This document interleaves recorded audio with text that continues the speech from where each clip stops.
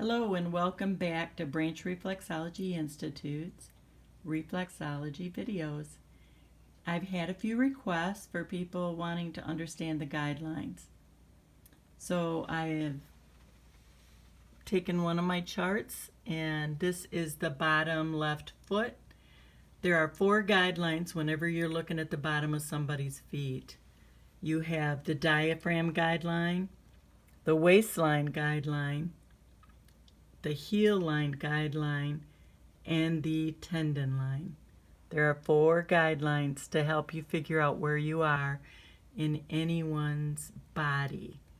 So, for example, in this chart picture, the waistline guideline is right in the center. So you have equal distance from the diaphragm to the waistline to the heel line. In many feet, this isn't the case, and you need to know the all-important way to find the waistline. On this foot, we use this in training, so it's plastic, but it's a great way to show how the guidelines are found.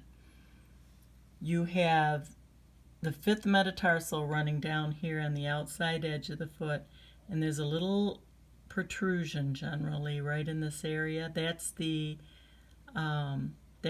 base of the 5th metatarsal, or the proximal end. What you do is press in right at the base on the side of the foot and draw the line across. Now you'll see on this foot, and this is for many people, there's more space between the diaphragm and the waistline than there is from the waistline to the heel line. And what this means is that the waist is riding lower on the torso, which changes all of the reflexes. Everything moves down, so the kidney reflex is actually lower than is shown on the chart if they had an average waistline that was right in the middle. So the socks that you find with reflexology are cute, but they don't take into account that the waistline guideline is very important for knowing where the organs are going to be. So in this case, the kidney reflex is lower, the adrenal reflex is lower. But I will say this, I drew 2 different little circles here. The first circle indicates the size of a adrenal reflex, say if you had a really relaxing vacation. Well, in normal everyday world, we're so busy that the adrenal reflex actually is much larger, because a reflex will expand when it's under a lot of pressure. So whenever there's congestion or an organ is working overtime, the reflex area expands. So you work through it.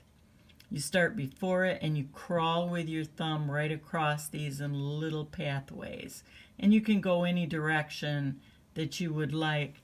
In our school, we train the ergonomics of reflexology. So the reason why you would work a certain direction is more for your hand ergonomics. And if you want to do reflexology like me for 40 years, that's going to be really important. So I hope you enjoyed the 4 guidelines of the feet.